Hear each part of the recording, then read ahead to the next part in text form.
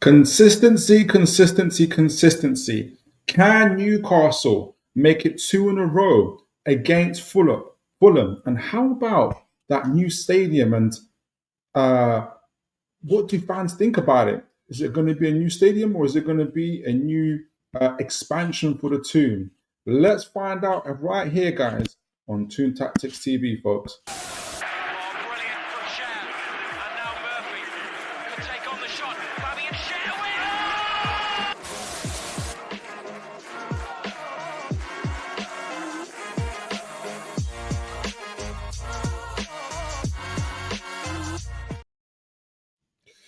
All right, folks. How are you all doing tonight? I am so blessed to be here, so blessed to be with you guys. I hope you guys had a great week, are having a great week so far. And whether you're about to head into work, coming back from work, trying to get some things to listen to help you sleep, or whilst you're thinking about the Toon, you want to be surrounded by other fans, other people in your community who always want to be surrounded, who want to be talking about the Toon as well. Guys, you are all welcome. You are all welcome here. And it's already good to see people coming in, bouncing in. Jordy Z, Toon Tactics TV, my favorite Toon channel. That means a lot coming from you. That means a lot coming from you. Thank you, sir. Good to see you as always.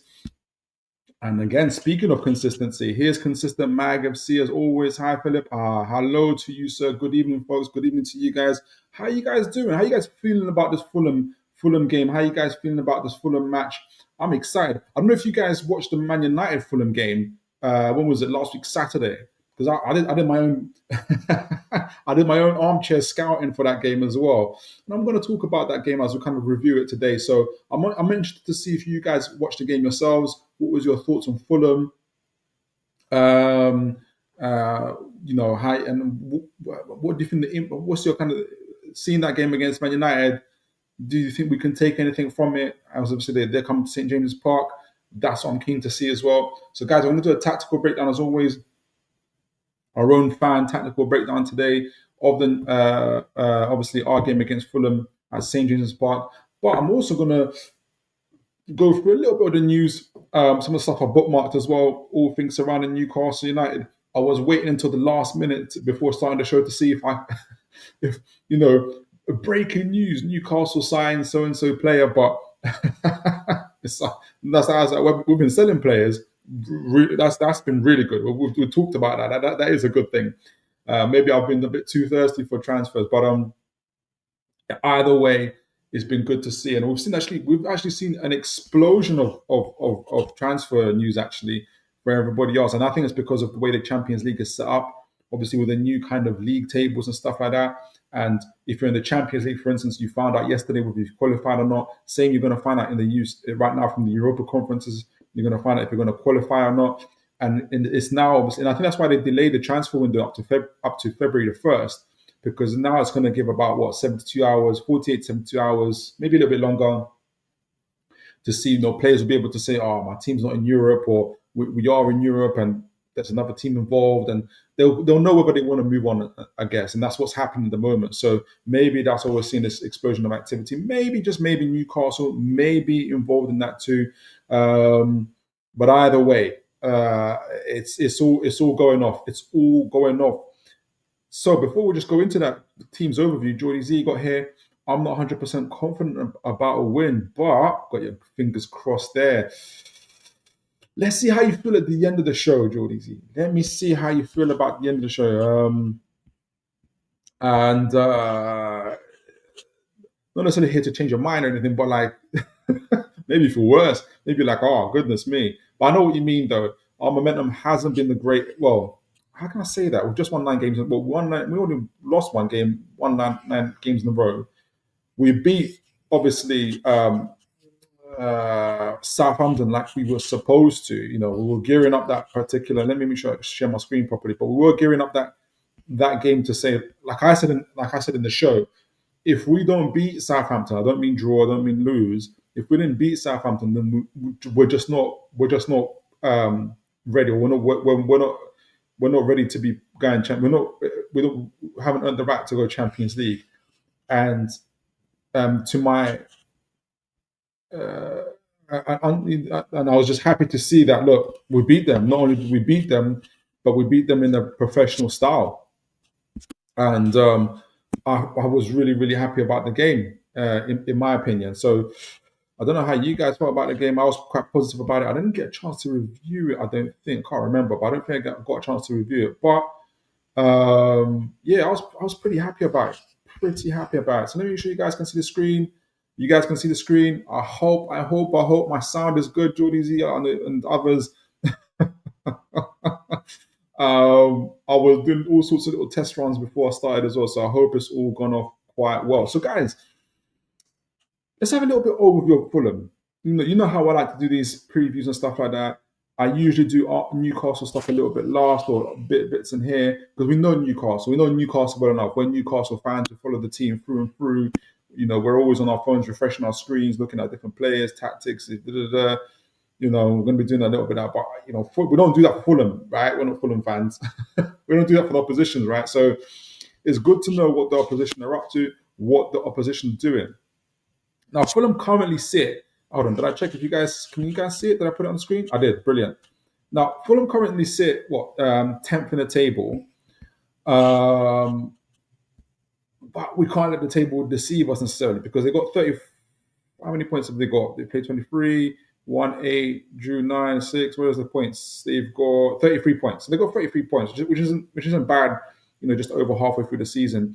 They are for how many points off us? Well, they're 8 points from us actually. But if they wanted to qualify for Europe 7th and 8th, for instance, well, actually, there's a bit of a distance. There's a bit of a gap beginning to form. Actually, I didn't pay enough attention to the league at the moment. But from what I can see, God forbid if they were to win, they'll get 36 points, but they'd only be able to climb up to 9th. So yeah, there's a bit of a thaw in terms of placements. If you guys can see on the table, I mean, for instance, from first to second, obviously Arsenal. Well, okay, Arsenal and Forest. There's a 6. Was it no? Forest a bit too far behind. The first two, Arsenal and Liverpool, are in their own zone at the moment. There's 6 points between them.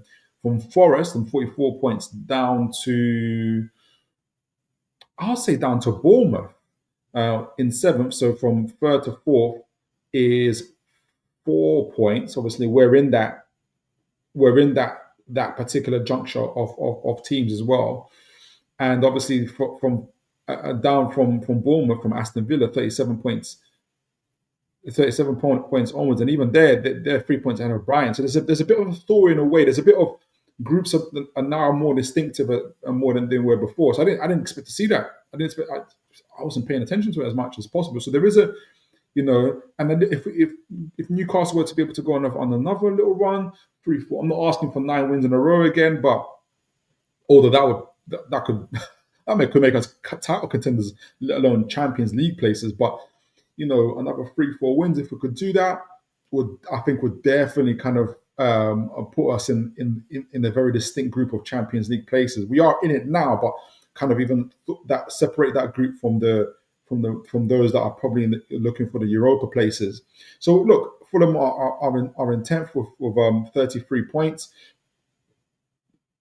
They've they've scored 34 goals so far this season and conceded 31. And that's the beginning of some of their problems, I think. And we're going to talk about their goals and concedings of goals. Even though they're a very solid team, they got a +3 goal difference. And like I said, they've won 8 games, they drew 9, and they've only lost 6 games this season. That's not a lot of games. I think they've lost an equal amount of games as us. We've lost 6 as well, although we've won a lot more games. So we're kind of having a different season. Even though, I don't know if you guys saw, there was I think I talked about last show where there was a stat, and prove me if I'm wrong, that after 23 games, this time when we qualified for the Champions League season, I think it was 21-22 season, we were on the same points as we are now. And that season we finished on 71 points. So, and that season actually, obviously we lost 5 games all season, but we drew 14.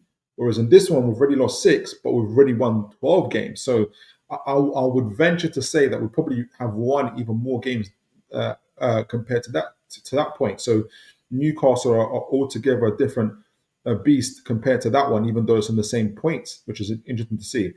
But also, to obviously focusing on Fulham, before I read the comments, just focusing on Fulham just in terms of their form.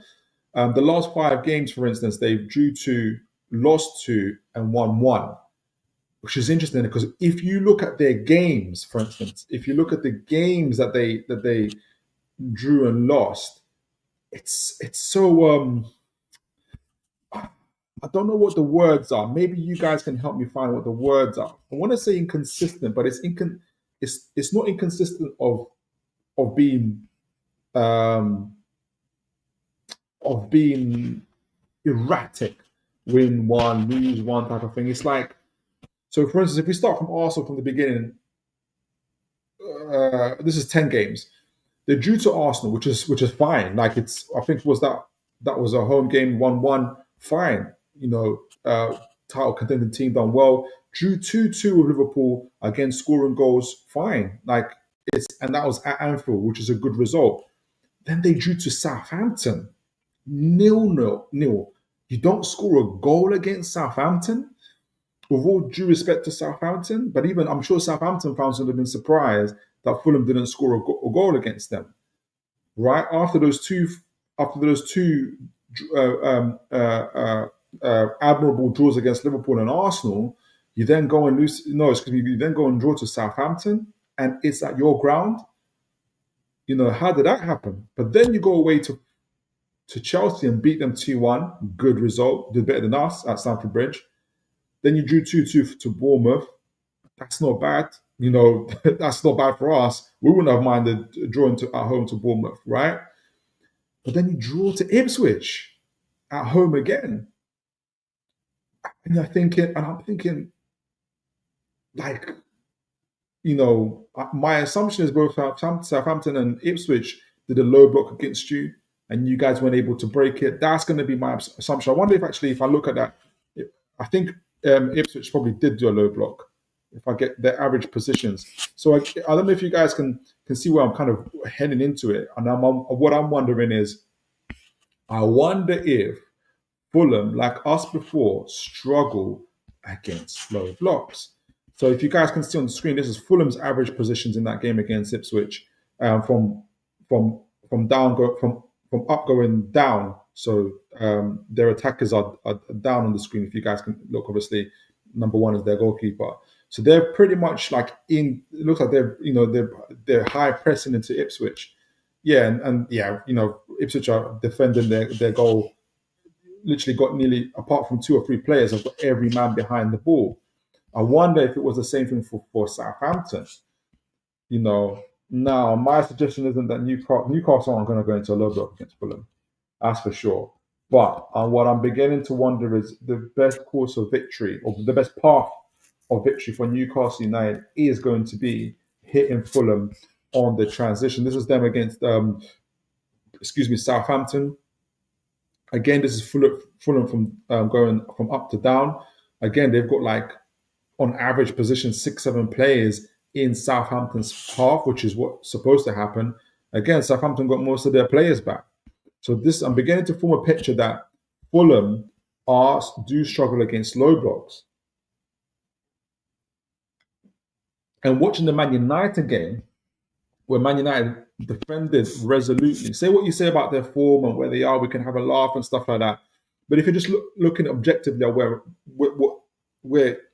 at the game and what's happening, defensively, Man United aren't a bad team.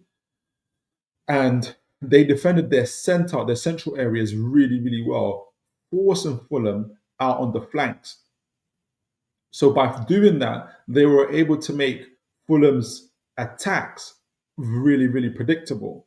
And they were able to defend that. And Man United had enough changes on the bench to come and impact the game. Fulham didn't. So again, they beat, I think, Watford, which is supposed to do, which is fine. Then they lost to West Ham, who are, and I think that was Graham Potter's first game. I think that was Graham Potter's first game in charge. He went 3-0 up before Fulham pulled back 2 goals in that game. That was away that was at West Ham as well. You can, it's a, again, Fulham, guys can see it here, guys. If you guys can see it here, this is Fulham's average positions throughout that game. They've got the average positions, they've got like about 3 players in Fulham's half, but they're like on the border. That's Solar, their midfielder, Thomas Soucek, again, their midfielder, and Lucas Paqueta. It doesn't look like West Ham are overly interested here. They're not doing a high press. Like, this isn't like on the line type of stuff. So I think they did what West Ham are really good at. Annoyingly, they did this against us. They hit Fulham on the counter. Again, Fulham. This is Fulham against West Ham. This is from down to up. Fulham got how many players in West Ham's half? 1, 2, 3, 4, 5, 6, about 7 players, 6, 7 players in West Ham's half, and you went 3-0 down. So I'm beginning to form this picture.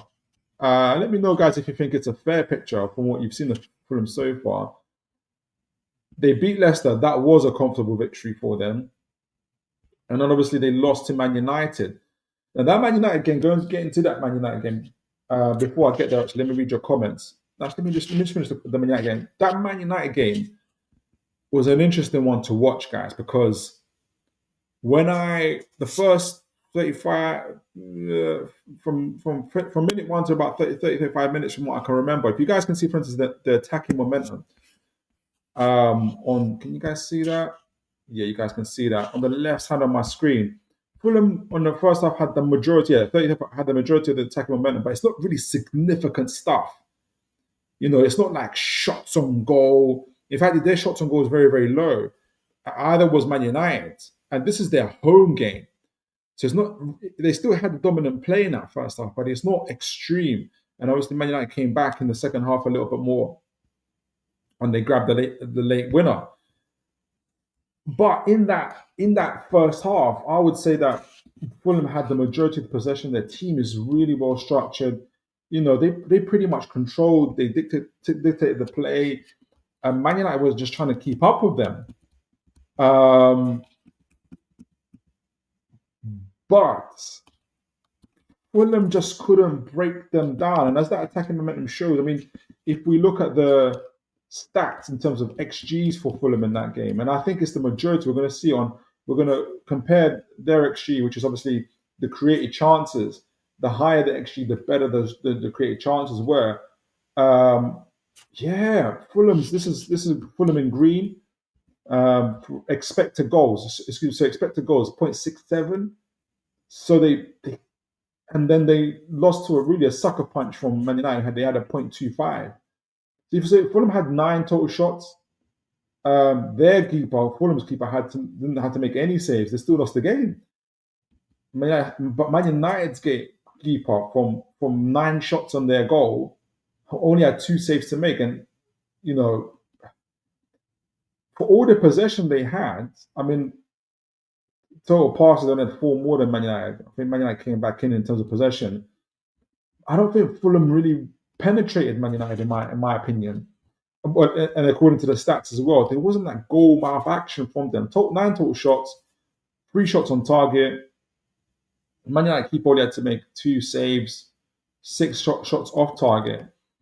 And when you're, and we've experienced this, and this is another poor thing, when you're not scoring, or when you're not creating chances, or really like good quality chances, you're always vulnerable to a sucker punch. I don't think Newcastle are going to be doing those sucker punches to Fulham. I think we're not Man United. We have a very good front line, a very good midfield, and I would say a better defense. And so I think we've got guys that can put the ball behind into the net. And again, if you look at touches in the penalty area, this is for Fulham in Man United's penalty. Man United only had 10, by the way, in Fulham's area. That's how limited they were in terms of creating any sort of offensive, any sort of kind of attacks on Fulham's goal. Fulham had 22. That's not a lot, guys. Like, that's not a lot. Like, if we look at overall team performances and stuff like that, Newcastle have a like on average, just on average for Newcastle is about 30 pluses, 34s, you'll see 35s. And when we're really feeling it, we're like in the 40s, 50s, we're just taking the mick. There's one team we did 60 on, I can't remember who it was. You guys might remember. But this is really low, is what I'm saying. And this is what a team that's good in possession. I thought they were good in the possession, especially in the Man United game. They did their thing, but they lack that penetration, and it's what I think is costing them overall. And that's why you kind of see these type of results where they can draw to Arsenal and Liverpool and draw to Southampton. You know, they can. They haven't. I mean, they beat Leicester, but they have. They have, and they lost to West Ham, who are also performing badly. So it's like it's a mid-table team performance, if I can say that. I'm not trying to tear down West Ham, but or anything like that. I'm just kind of calling it as I see it at the moment. But let me see what you guys are saying in the chat so far. Consistent Mag Shah should play against Birmingham City in the FA Cup. So are you saying that he shouldn't play? He therefore should not play against Fulham. That'll be interesting. That'll be interesting. That'll be interesting. Geordie Z, I've got Bournemouth. Oh no! Don't say that. Don't say that. Don't say that. Don't say that. I think there's a huge difference between Bournemouth and Fulham. Fulham don't have Semenyo. They don't have Cliver. Those guys terrorized us, and they don't press as well as those guys. I hope not. Don't say that, Rudy. I've got Bournemouth vibes, but hopefully you'll convince me otherwise. Yeah, they don't have Cliver, they don't have Semenyo, they don't press as well, and yeah, that's the main thing I can say. So Iriola and Silva's a good manager, but Iriola is a manager that's certainly been touted for like big clubs. Once his tenure's finished at Bournemouth, I think there's a difference in there. But I'm not feeling those vibes. But okay, so that's Fulham, and let's see how, like, in terms of just like, let me show you guys share this. Let's just see, for instance, where Fulham are at in terms of their kind of overall performance in the season so far. How does it play out for them at the moment? In terms of their main players, obviously Raul Jimenez, in terms of their attackers, the top scorers. Harry Wilson, I think, is doubtful, possibly injured, is not able to play. Alex Iwobi's got 7 goals. Raul Jimenez has got 8 goals.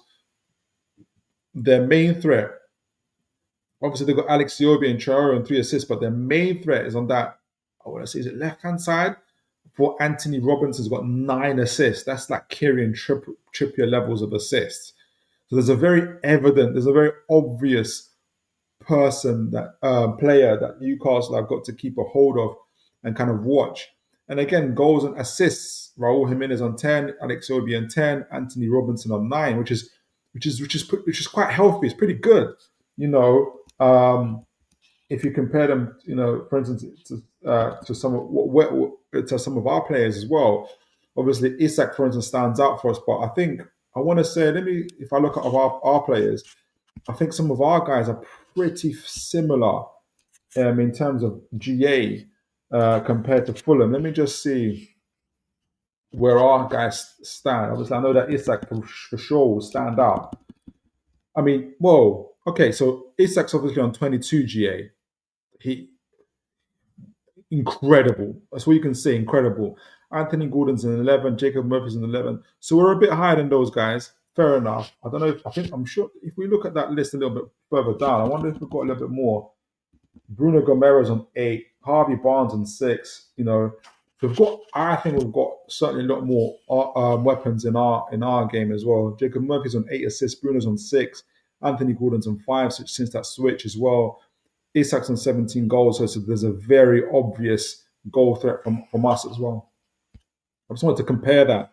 So Fulham's overall kind of players with goal threat isn't bad at all. But I think they've got. I think I'm going to say it. I think they're becoming a bit one-dimensional. Everybody's beginning to clock onto the Anthony Robertson factor and the assists coming from there. And I think Man United did that. Man United made sure that Fulham couldn't. Man United packed out the central areas and they forced Fulham out to the flanks. And whenever Anthony Robertson came in, I don't know how many crosses he was able to make in that game. But they made sure they marshaled them fairly well. It's still got to get some crosses off, but I think they had a plan for that each and every time. So look at Fulham's overall stats so far this season. And kind of maybe gives us further indicators about what they're about and what's happening. I mean, their overall football rating is 6.92. I think we're like 7th or 6th at the moment as well. So if you put again, consider if you put all the metrics together, goals per match, defensive actions, pass, and everything else, they're a top 8 side. So they're being 10th currently. They're underperforming from what their metrics say. And as Bruno Gomes says, and others, goals change games, and at the moment they're not coming up with the goals that need to help them to change games. So this makes a difference. Goals per match, 1.5. They're 10th in the league for that. That's not very good, compared to where are we, for instance? We're 8th. We're not too far ahead of them. We're 8th with 41 goals so far. Fulham are 10th. And then the goals conceded. So they're 10th and that, not too bad, to be honest, from Fulham. But you're 10th for goals per match, you're 10th for goals conceded, and you're 10th in the league. Whereas we're 5th. So we're edging them on the attacking end, and we're edging Fulham on the defensive end so far as well. I don't take too much from average possession, but it's decent. Top 8 for them as well. Clean sheets. They've only managed to keep 4 clean sheets out of 23 games. That's surprising a little bit because I like their defense, their back four in Robinson, Anderson, Bassi, and Castagna. And Leno's the goalkeeper. On paper it doesn't sound too bad, but they're not keeping players. And their 2 pivots in Lukic and Sanderberg are big guys, and they don't mind a tackle. So I'm a bit surprised that they're not really closing games out. From a defensive point of view, expected goals, they're 11th. So they're not. See, that's below mid-table. So they're not overly creative. They're not. Again, like I said, they're not a dangerous side in terms of creating shots on goal. We're 5th. We're amongst Arsenal, Tottenham, Man City, Bournemouth. We're 5th. That's what makes us, for all of our frailties and stuff that we've shown throughout the season. Again, I still think Newcastle will get into another gear. Obviously, you just won 9 games in a row. You're thinking, what else can you do? But I think Newcastle can hit another. Even in those 9 games in a row, there's an argument to suggest, and I understand it, is that a lot of those games that we played, teams were either had their own injuries, weren't in a good moment, whatever. And I understand that. That's a good, still, if you're looking at it from an objective point of view. However, you still wouldn't have to go out and win those games. And Newcastle did that and did it really, really well. I don't think we were lucky to win those games. Big chances created for Fulham. And this goes back to the Man United game. They didn't create they didn't really create a chance where I thought, wow, they should have scored that. Or that was on the plate. Nah, 14th. That's like the lower league table stuff. So they're not overly creative side. Big chances missed, 14th. So even the chances they are getting, they're not converting very well. Decent with the again. It's like I said, they're good in possession, accurate possession, good long balls. So they're going to sling a lot of long balls. That's where I'm beginning to have a little fear because Bournemouth were big on that. They have players that can run in behind of Traore, Iyobi, Jimenez will do that a lot. Burn was scared of Jimenez. Obviously, when we played them at Craven Cottage, obviously we made a tactical change since then with Tonali in that 6, and we see a lot now with Tonali actually what would happen a lot is, and we're going to show on the tactical table, we've got Hall and Livermore sometimes just going up and supporting Gordon and Jacob Murphy respectively, and Tonali will come back and take up that central position between Burn and Shaw. So he adds that kind of athleticism and pace in the back. So to help us to kind of deal with those long balls. It didn't work overly well against Bournemouth, but Bournemouth were really relentless as well. Fulham haven't quite got that just yet. So, but we have to look out for the third place for long balls, accurate crosses per match. They're number one. And so there's your big threat. Accurate crosses per match. And when you've got a Robinson with 9 assists, there's your big threat. There's where the big situation's happening. They've had 4 penalties this year, so they're 4th in the league for that. Not bad. So the touches in the opposition box. Newcastle, Fulham are 10th. They're just like 10th in so many metrics. They're performing like a mid-table team at the moment in so many metrics. I know that, for instance, Jordy Z, I understand it. Obviously, we had that horrific game against Fulham this year in the Craven Cottage, but we were going through a bad spell.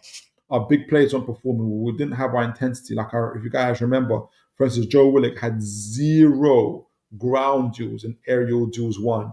Joe Linton wasn't not Joe Linton. Who was it that was there? There was players that weren't too far behind in those stats. Like, we were poor. We're 6th, for instance, for touches in the box. We dominate. We also dominate oppositions as well. And we've already got Tottenham, Chelsea, Arsenal, Liverpool ahead of us.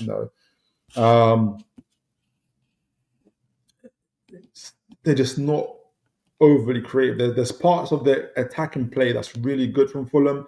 Obviously, out on the flanks, crossings. I'm sure there's long balls as well. I'm sure they're trying to get in behind teams as well quite a bit. But I think they're becoming a little bit one-dimensional, in my opinion. XGs conceded, so they're quite low in terms of actual chances conceded against them. So they are keeping teams out, but when they play teams that can still convert their chances, i.e. Newcastle and even West Ham obviously scored their goals and stuff like that. Man United, who aren't overly high on their XG, they suffer. So like I said, defensively, if you got on paper, they're okay. But then if they're in the same realm as us. We're 16th, so we don't concede too many chances. We've conceded 27 goals. They've conceded 31. Teams don't create too many chances against us. So as long as Newcastle's defense is solid and our attack is attacking, I think Fulham are in trouble, in my opinion. That's a hell of a phrase. As long as our attack is attacking, So I'm having a good feeling about this game. So let's compare the teams head to head. Let me see if you guys have got anything. Let's compare the teams head to head and just kind of sort it out and see what's going on. You know, I like to go on whoscored.com and kind of compare the teams. And let's start thinking about what our score predictions are. If you guys have some score predictions, if you guys have made up your mind already, do let me know. Got a few comments here from folks. Excuse me. John Boy 77. Good to see you, sir. I hope you're well. I don't know if it's your first time here. I feel like it might be. If it is, welcome to the show. Really good to have you on, sir. Even if Philip, we're currently the team in form and we've got the momentum right now. I don't know if you read the thumbnail. Thank you. That's just you came up with that. But yes, I think we've got the momentum and I think we've got to continue going it. I like that. I like that. John Boy, I'm hopeful Wilson will have a swan song. So am I. That's a good call there. I would love that, especially now that it's looking like Newcastle, we're not going to make any incoming purchases for this transfer window. And Wilson is due to come back for the Arsenal game. It would be great. It would be absolutely amazing. Number one, he stays fit for the rest of the season because the rest of it writes itself. We know that when Wilson is fit and he's playing, he scores goals. So yes, I agree with you, John Boy. I'm hopeful Wilson will have a swan song. to his Toon career, and then obviously Barnes comes out after 2 weeks as well. So again, our depth is back. His Toon career and gets a period of fitness and form. It would be huge if he comes back in form, but hard to imagine, unfortunately. Yeah, and I just point out positive vibes out there. Jonathan Shaw just changed because easy to see. Oh, right. Jonathan, good to see you. I hope you're well. Good to see you as always. I hope you are well. So let's compare the teams head to head, metric to metric, home versus away. Obviously, we're home and Fulham are away. Now, WhoScored.com has given their starting lineup as is. I agree with it. So I think Shaw and Byrne keep their places. What do you guys think about that? I think it's not surprising. Botman's getting he's getting that little bit of rest in his legs as well. I think he's ready to come back, but how likes to keep that? It's still a long season ahead. I still expect Botman to get back into this season and probably keep his spot.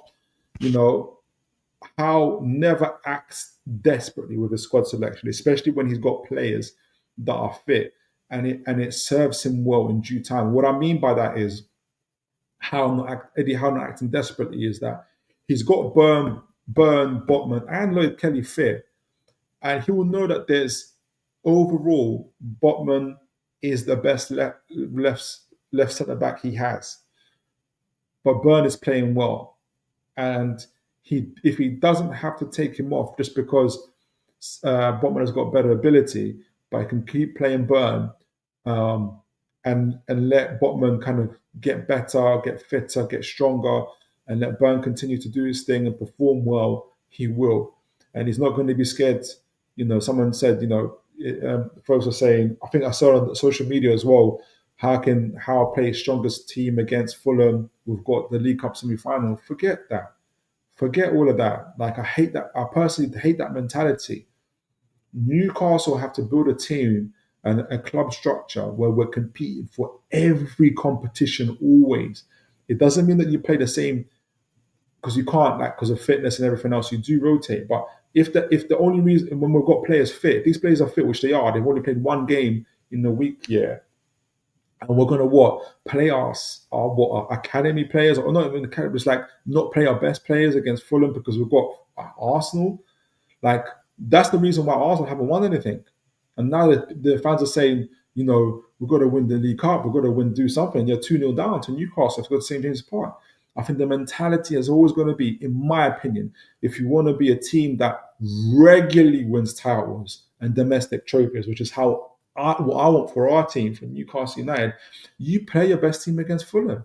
You can't take them. You can't. It's not the Spanish league or the French league or the Portuguese league where where if you watch how these teams perform, if PSG got a Champions League game and they can afford to rotate their entire team, put academy players in their games in France because the quality of the teams there just isn't good.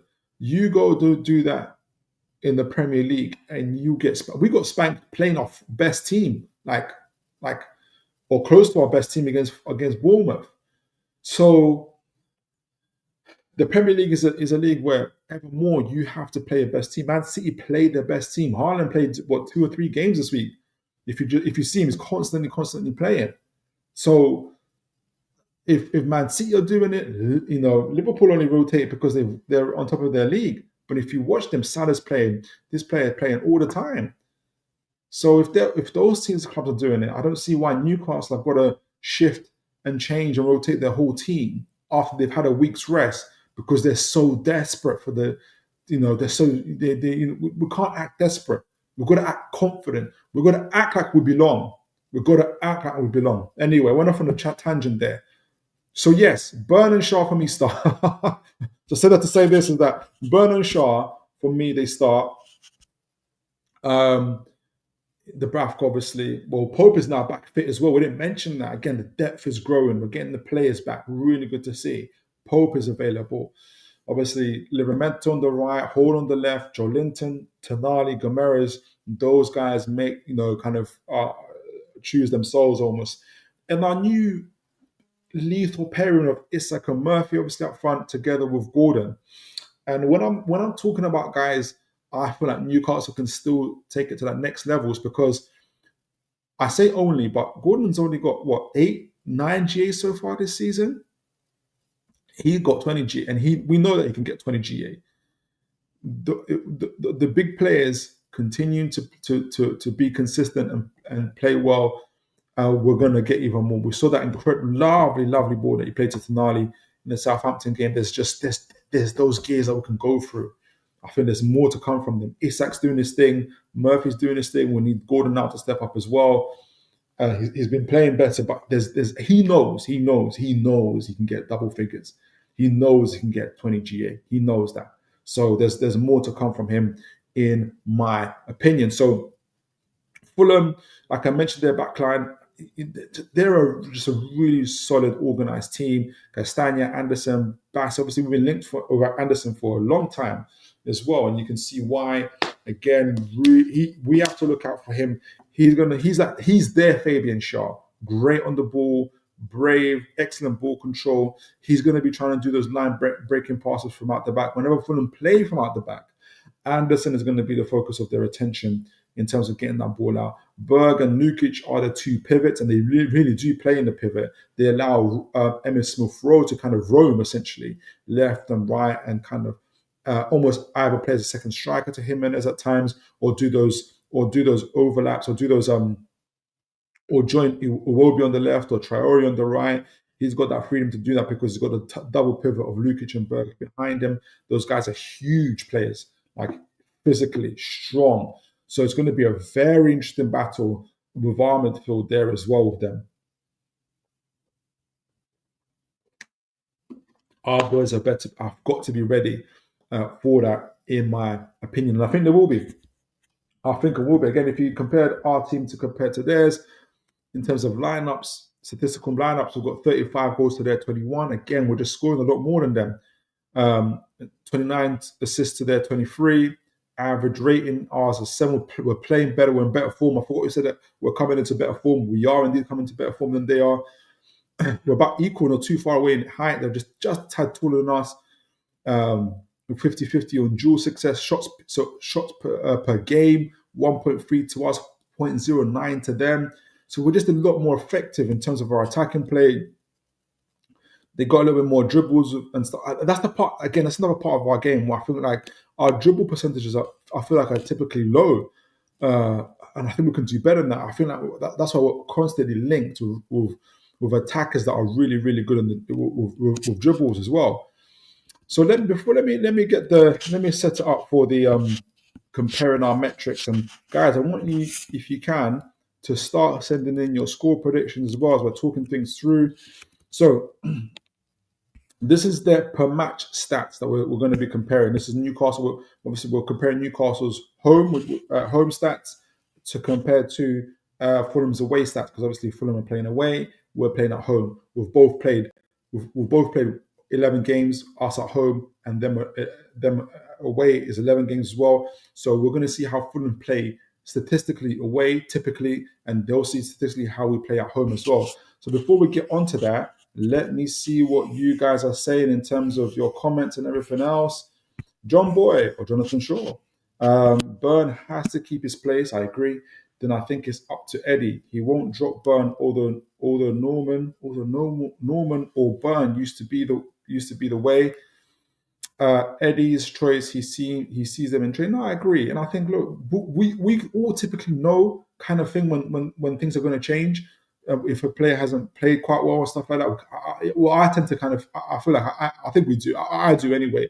But I feel like, okay, he's played this way. This player hasn't played quite well. This player's gonna. So, for instance, I thought Livramento was a bit vulnerable to being rotated when we lost to Bournemouth. I think what kept Livramento in the squad is because before the Bournemouth game, we won 9 games in a row, and Livramento was pivotal in that as well. So I think that's what kept his place. Had it not been that way, I think Kieran Trippier would be in the starting lineup, for instance. But yeah, I agree with you, John. Mighty Mag, good to see you, sir. Always a blessing to see you, sir. Hi, Philip. Hope you're well. Smash the likes, guys. Yes, please, guys, do smash the likes, like, share, and subscribe as always. Always good, always positive to see Mighty Mag. Always positive to see Mighty Mag. So, guys, this is Newcastle and Fulham head-to-head metrics. Like I said, this is Fulham's away stats compared to our home stats because we are the home team. Fulham are the away team, and this is per game. So if we're matching these up, this is what Newcastle per game get. So Newcastle per game typically at home typically score 2 goals and above, whereas Fulham away score 1. So they don't typically score more than 1 goal away from home. Interesting. Where we get 15 shots at home, they get 14 shots away. So they're still getting shots away, but they're just not. And I think this comes down to quality. Two yellow cards each, no red cards so far. Corners typically per game, they get about 5. We get about 6, 12. So really, really kind of similar stats. We win the more aerial duels. Fulham actually have more average possession away from home. And I think we'll still press, but I think part of Eddie's plan is not necessarily to keep possession. I think it's okay for Fulham to keep possession. Honestly, I don't think they're overly dangerous with their possession. If anything, we want them to overcommit. When Robinson's coming down that byline and is trying to overlap, I think it's going to be Iwobi on that side. You want them to do that because there's going to be a lot of space down if they're coming down on the left, on our right side with Murphy and Isak, and you know what's going to happen with Murphy and Isak if you find out if there's gaps down that side, So I don't think we're going to overly mind them having the possession, in my opinion. Average, pass success, we've got 81% success rate. They've got 85% away. So they do keep the ball better. And that's fine. For me, that's that. Again, I got the Man United game in my head. I'm reading some of the stats. I'm not overly concerned about Fulham having the possession, in my opinion. Average rating up, we played, 6.8. We're almost a 7 out of 10 team at home. They're almost 6.7, just a little bit way off. So they still have good away performances for them, as it says. So that was the per match kind of. Let me get the offensive stats. So that's like a summary of what they're doing. Let's look at their offensive stats. This is us home, away. Here we go. Oh, we've got some of them already, actually. So, yeah, again, we score average about 2 goals, 14 shots. So shots on target. We've got 5 shots on target. Fulham got 4. So it's slim. It's pretty slim in terms of how many shots on target each. So Fulham still perform quite well. Again, I think it comes down to quality. I would guess that maybe Jimenez isn't quite hitting it at the moment. I saw Muniz coming on. He did not have an impact on that game whatsoever. Dribbles 1. Again, very close. It's going to be a close game in terms of those type of metrics. Fouls 1. We got Rumours, who's the leader in that. We get dispossessed quite a lot more often. I think it's because we attack a lot more as well. So that's the offensive stats there in terms of per match stats as well. So it's going to be quite close in a lot of metrics between us and Fulham. But where I think we'll edge it is in our overall quality, in my opinion. Again, some defensive stats for us to be aware. Tackles it's going to be intense. Same amount of tackles, same amount of fouls, interceptions. They just about edge it as well. Again, they're in terms interceptions, cutting out passes. Fulham are a very organised and well structured side. So I think Newcastle's best chance are going to be in the transitions, in my opinion. I don't know if you guys remember the game that we played against Wolves last year when we beat them 3-0 at home. And I don't know if you guys remember, Wolves had a large percentage of that ball. And we realized, if we looked at the highlights, that Newcastle gave them the ball. And every time, I think maybe one or two, at least 2 of those goals out of 3, maybe all of them, we scored on the transition. I suspect, but cannot prove, that Eddie Howe may employ similar tactics in this game as well, in my opinion. Shots blocked, 4.5 to us, 2.9 to Fulham. I don't know if what that means in terms of maybe we have to block shots because we're kind of offensive. We're trying to hide. We're trying to recover a lot of the times in terms of recovery runs and stuff like that, and get back and protect the goal. I don't know if that's what that means, but it's interesting. Shots will concede a lot more goals. Concede a lot more shots at home as well. So that's something to look out for. But I think it's because we're a lot more adventurous going forward at home as well. So situational stuff as well. So what does that mean? Newcastle at home. Scored goals per game. Overall, we've scored 19 goals at home. Fulham have scored 16 goals away. Sorry. Total goals per game. Goals per game. What does this mean? Stats: scored. Is that the overall? It must be the overall stuff. Yeah, it's the overall stuff. So yeah, we've scored 19. I'm sure we scored more than 19 goals at home. Goals per game, 19. What does that mean? Anyway, from open play, 13 to us, 14 to them. We've scored 5 of those from set pieces. Yeah, it must be goals at home. 5 of those from set pieces for us at home. 0 on counter attacks. Sheesh. I think a lot of teams are setting up low blocks. Must be setting up low blocks or mid blocks against us. We're not scared. We haven't scored 1 goal from counter attack from at home this year. And I think it points to why a lot of the attackers that we're linked to, going back to them again, a lot of them are dribblers. A lot of them have real technical quality. These are the skills and attributes of that team who have the most of the possession, who force teams to be in the low block most of the time. If you don't, that's a team that needs players of technical quality. That's where we're linked to Magnus Akliush, the gentleman from Monaco, the gentleman from Besiktas as well. Shane, I forgot his surname as well. Those type of players. So it doesn't overly surprise me that Newcastle are linked to these type of players that can unlock defenses, because most of the time those defenses are going to be in low blocks against us. At home, passes per game, and this is Fulham again. Fulham have the more passes per game away from home because they got the more possession. Crosses per game, they got 21 to 18. This is their away stuff. So crosses are going to be a big thing. Our big thing is the through balls. So we'll put at least 2 through balls per game. We'll get Gordon running at you, Isak running at you, Jacob Murphy running at you. It's scary things for times for teams as well. So I think that's going to. So whereas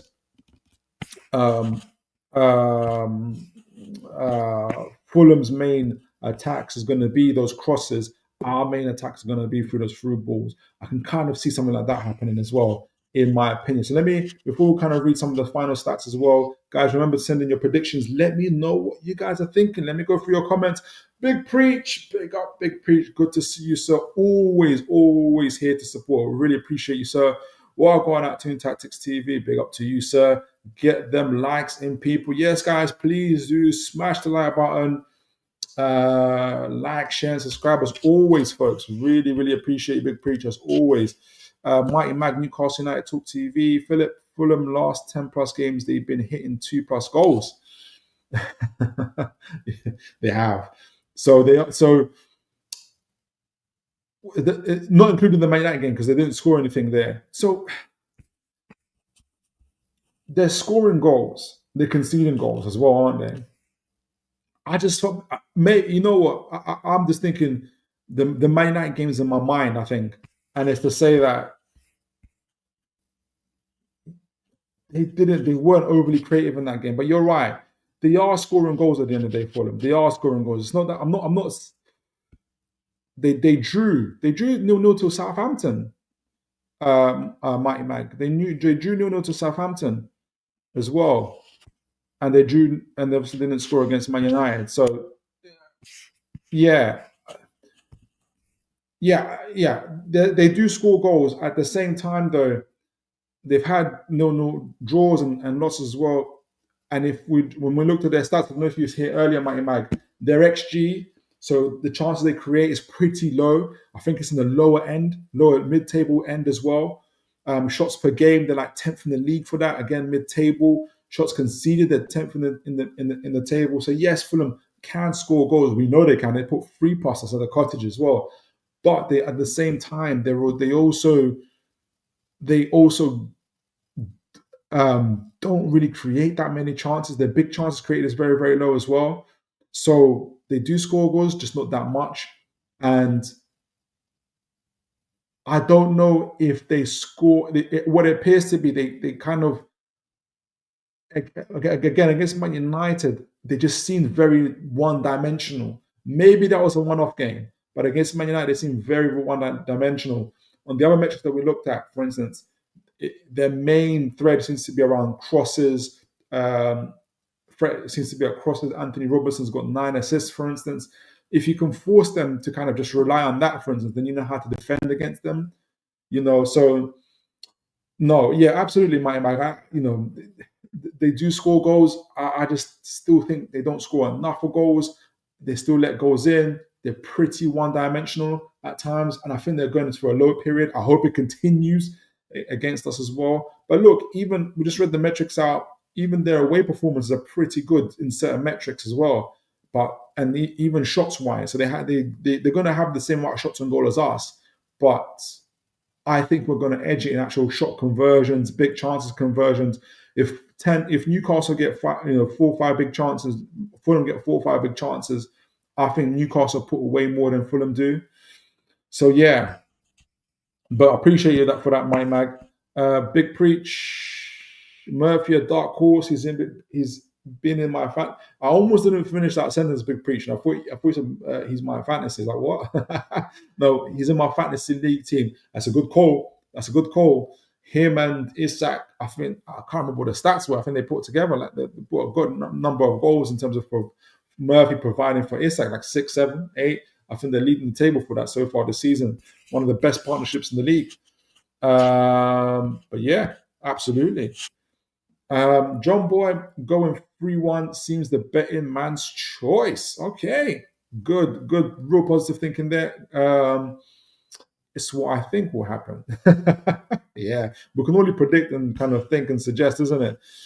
But thank you for sending your score prediction, guys. John Boy sent his predictions in. Send in your predictions. Let me know what you're thinking as we're going into this last part of just looking through some metrics and stats as well. So look, Newcastle at home, Fulham away, obviously. Again, Fulham's main attacks come from that left side, which is the Anthony Robinson side. So it's not too hard to tell where they're coming from. Whereas if you look at Newcastle, very, very dynamic, 37%, 37%, left side, right side, 27% through the middle. Like it can come from anywhere from Newcastle's perspective. So a lot more dimension in our attack, I think, anyway. Shot direction, again, left side, right side, 19%. Fulham 63% through the middle as well. Us 62%. Really interesting, actually. Shots against, that'll be interesting to see. Again, both of us through the middle, but they've got a really good structure. And less so on our left side. Who's that? Whole side, Hole and Joe Linton. Yeah, they hold it up. They do pretty well on that side. Which is the same side, I think, where Anthony Robinson is. No, Anthony Robinson is going to be attacking Jacob Murphy, the Livramento side. So again, another big job for Livramento is defending that side against Anthony Robinson. So it's going to be a big battle. I wonder how that goes as well. Shot zones. Away, us at home. So predominantly, as most teams try to do, is get shots inside the box. Fulham got 58%, us 63%. If you look at Fulham, though, are one of the lowest in the table for actual touches in the box. And that's what I was talking about earlier, Mighty Mag, is they score goals, Fulham, fair enough, but they have the least amount of kind of touches in opposition boxes, some of the least amount of through balls, for instance. Their main thing comes from crossings. Yeah, and even in this side, in terms of shot zones, all most teams try to get shots off in the penalty boxes, but even there, they're 5% less than us as well. And that's quite significant in my point of view as well. So maybe I'm painting too much of a pretty picture, but I think we can defend again. I don't think they're as good as Bournemouth, for instance, in their attack, where Bournemouth were either hitting long balls, left side, right side, through the middle, being intense, pressing so high, forcing us into mistakes. I don't think Fulham can do that, maybe, but not as well as Bournemouth, in my opinion. Maybe I'm wrong, but yeah, that's just my opinion on them. So, guys, that's Fulham, that's Newcastle. Before I go, I've got the tactics board up. I didn't get enough. I'm not going to go too deep into this. Like I said, I think Newcastle's main path of attack, defensive stuff, is to defend against Robinson on that left flank, I think. And I think it's Newcastle's main thing is to probably get hit Fulham on the counter attack. The fact that we haven't scored one goal from a counter attack position at home is interesting. But in terms of crosses, this is what Fulham do really, really well. Let me just adjust my mic a little bit here. Make sure you guys can see the screen. Yeah, you can. Let me zoom in a little bit. They're really, really good structured side, Fulham. And the one thing, and Jimenez is going to be absolutely harassing Shaw and Byrne as well. He had a field day against them in the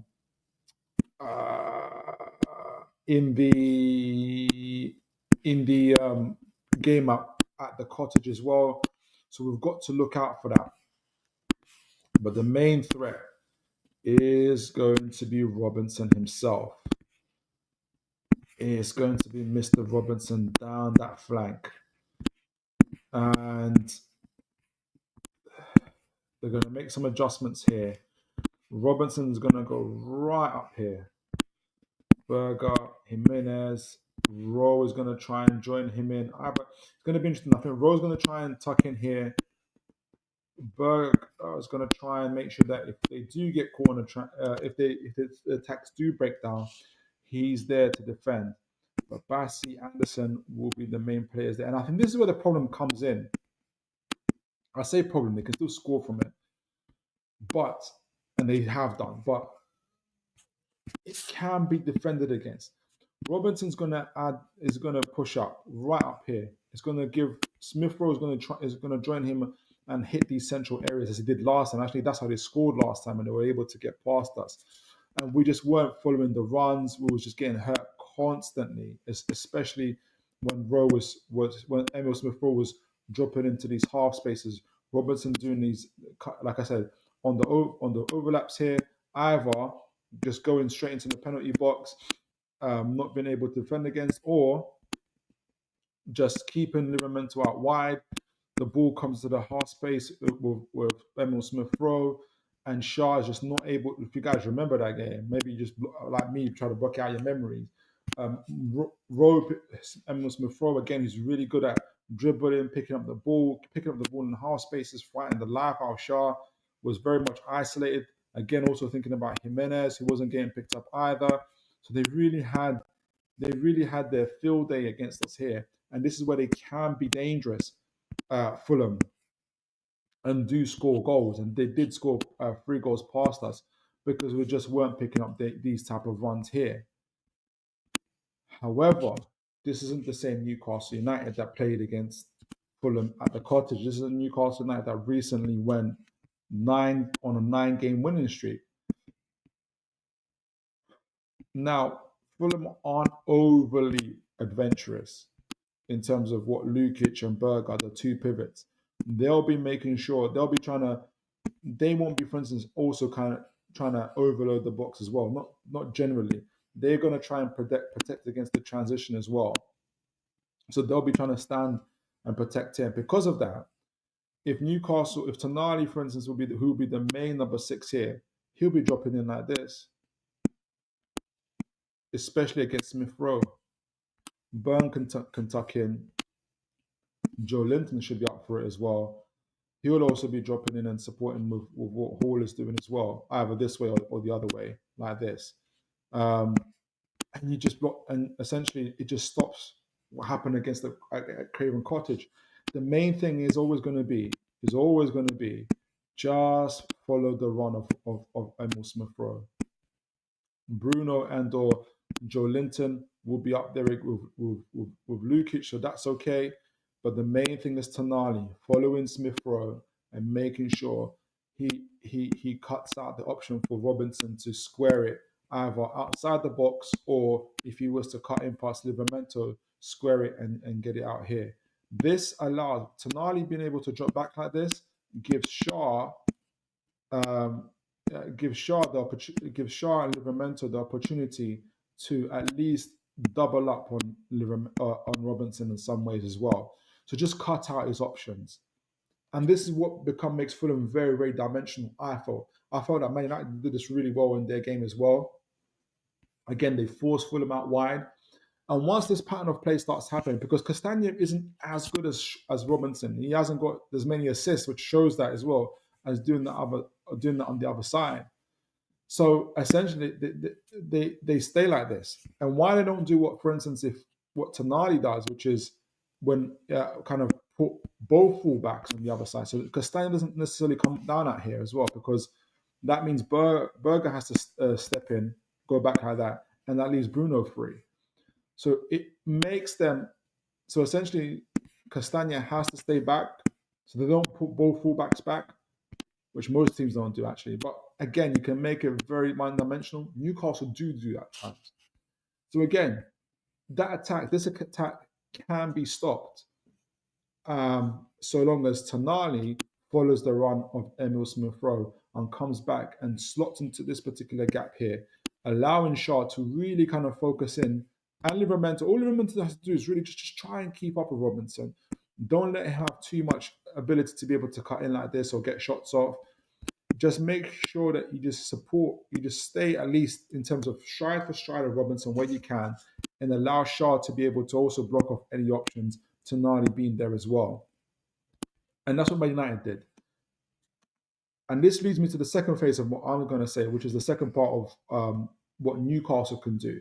And before I get into that, there's a few more comments here as well. I'm going to follow up on that as well, because this is going to be, I think, again, this is where I think Newcastle's greatest strength is going to be, or greatest opportunity to score goals is going to be on the transition. Ginger Hoskins, good to see you, sir. I haven't seen you for a bit. Hope you're well. Philip, why are all the top sides but us buying young talent? Great question. To develop, and I mean top young stars, but our club just wants to buy big money signings. Are we being run properly because our squad is aging? Our squad is aging. We've got one of the older squads in the league. I don't know what you mean. Why we only just buying big signings? The last kind of signing we had was a solo for 15 million. Before that was Hall, I want to say. I don't know if you mean like young talent. I think we did try, and I spoke about it in my previous show, which is the young talent we did try to buy. Drew Mabar from Real Valladolid, Abdul Kusanov. Even his agent said Newcastle were one of the favourites, one of the last teams, like in terms of the race. For, of all the teams that came, they were like the main team that Kusanov was going to go to. But Man City came with a huge offer. Newcastle, because of PSR, couldn't really up their offer. And we tried to hold on as long as possible. But man, this is what the agent himself said. Man City just pressed Lons. And they paid close to 40 million for him. This is a player who at the beginning of the season cost, or at the beginning of the transfer window, was costing 20, 25 million. Now they've put him for nearly 40 million, I think, as well.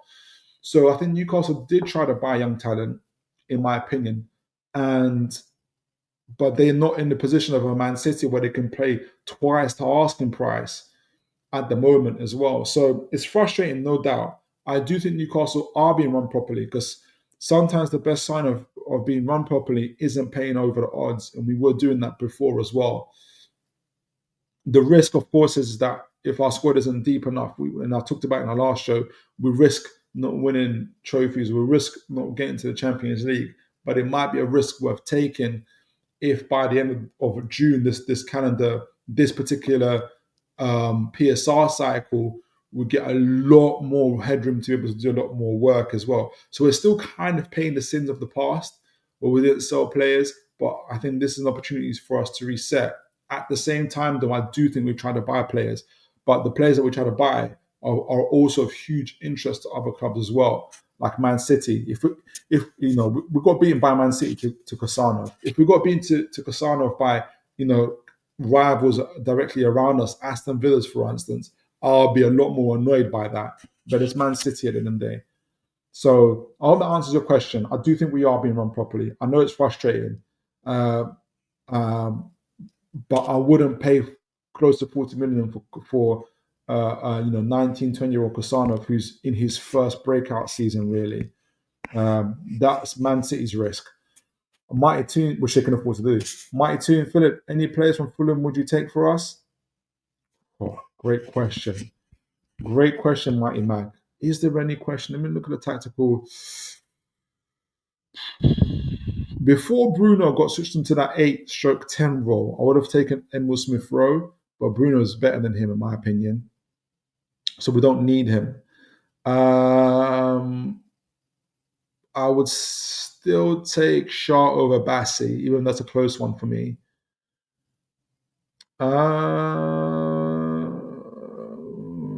Leno, maybe Leno.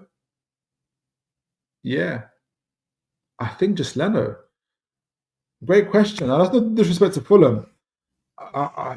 Again, maybe it's a heavy Newcastle bias, but you let me know, Mike. Who would you take? Maybe Leno for me. Just Leno for me so far. John Boy, have to go now, Philip. Canny Show, good night. Thank you, sir, as always, for joining us. You've been amazing. Right, so going back to it, like I said, it's going to be their main form of attack for Fulham is Robinson doing these overlaps, allowing Rowe to join in, get into these half spaces, allowing Jimenez to get a lot more central and focus on either Shaw or Burn, and kind of try and create an overload onto our back line. However, the simple antidote is, in which is what we didn't do very well against Fulham and the Cottages, is Tonali just dropping into that gap, following the run of Rowe, and ensuring that the options for Robinson to cut in and either pass to Rowe or even use Rowe as a diversion and cut himself are limited. It allows Shaw to also come out and face Robinson a little bit more together with Robinson, so they kind of double up as well. Also allows Burn to really focus on Jimenez as well, and allows our other players in terms of Joe Linton and Bruno to kind of stand really. Hall will also tuck in as well with Luke. So Bruno and Joe Linton will stay there with Lukic and Berger, either wait to break up the play, but also to ensure that they don't try to join in the action themselves. What this leaves, though, is the second phase of the attack. So if Fulham do this, which they will do, it leaves Anderson, Bassi, and Castagna in a situation with Isak, Gordon, and Murphy. Now, this is going to be a very interesting battle because I think it's going to be our main point of attack or way of main approach, really. Because if that ball breaks, that attack breaks down, it could be a situation where we've got Isak, Anderson, Murphy. Now, Bassi's got athleticism, and Castagna's getting older. He's got a little bit less athleticism. You've got Isak. If that ball breaks, Newcastle collect the ball, Bruno comes out, Tonali gets the ball, for instance, he'll look up. Either he can go for a direct ball for Murphy. He will do his thing, probably try to get to the byline. Isak will sprint. Gordon will try to get into there as well. Force them back to Joe Linton will be trying to follow up as well, and others. But you kind of create these type of 3-on-3 situations of, some of the most potent forward line in the league as well. Bassi can probably be able to follow up on Murphy, but can Anderson keep up with the pace of Isak and Gordon? I don't think so. And once Murphy gets into the ball, he can either continue running to the byline or hit a through ball for Isak to get onto, and Anderson and the others are not catching up to him. You can get these type of breakaways coming through as well. So I just wonder what they're going to do. The option for Fulham is for Berger to stand back, but again, Berger doesn't necessarily have the pace. He would have to intercept. If he's not there to intercept and the ball goes out wide to Murphy, or even worse for them, the ball goes out to Joe Linton onto Gordon here. They stretch to play the other way. Berger standing there doesn't make any difference. Plus, they lose an extra man in the attacking part. And in fact, Tonali can look up and get the ball off to Burn, and he's just got a more of a choice as to where he can go. Get it off to Joe Linton, who's really, really good at ball carrying. He can maybe even draw Berger towards him anyway. Berger has to leave Isak and Murphy. That allows Isak and Murphy to be even further up the field, forcing Anderson and Bassi back, Castagna including. Get the ball off to Gordon, and again, he's got a lot more choices. Just draw Berger onto him. So I think Newcastle's best approach is going to be hitting Fulham on the transition, because Fulham, in my opinion, are quite one-dimensional in their attacks. I think Newcastle have a point where they can really focus their defence off. So Tonali being key, especially marking Emil Smith-Rowe or whoever their attacking midfielders are, coming into and Livermento's battles against Robinson. He has to follow Robinson, who's best to follow him stride for stride, support Shaw, make sure that Robinson has a limited choice in terms of who he crosses to, and especially the cutbacks. If Man United can manage that, I think Newcastle can manage that. And what happens next is the counter attack, and I think we can really, really hurt Fulham in that regard. So, guys, come to the end of the show here. What are your score predictions? For me, I think it's going to be a really tough game, isn't it? Us and Fulham are so close on so many metrics, and everything that we're doing. But I think where it's going to count is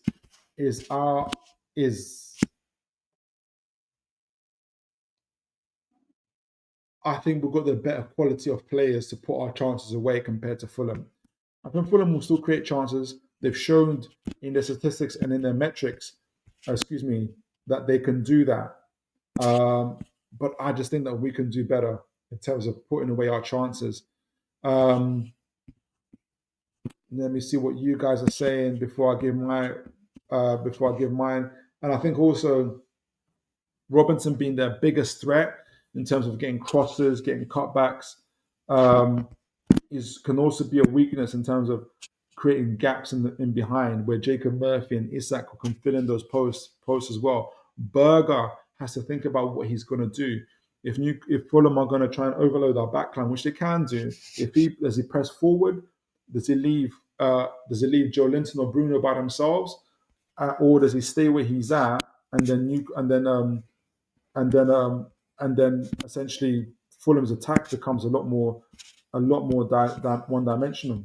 I don't know. So that's where Fulham are in a conundrum, in my opinion. Mighty Mag. So before I give my score, let me see what you guys are saying in the comments. Mighty Mag, Philip, I'll tell you on the next show after we see them on. Fair play to you, Mighty Mag.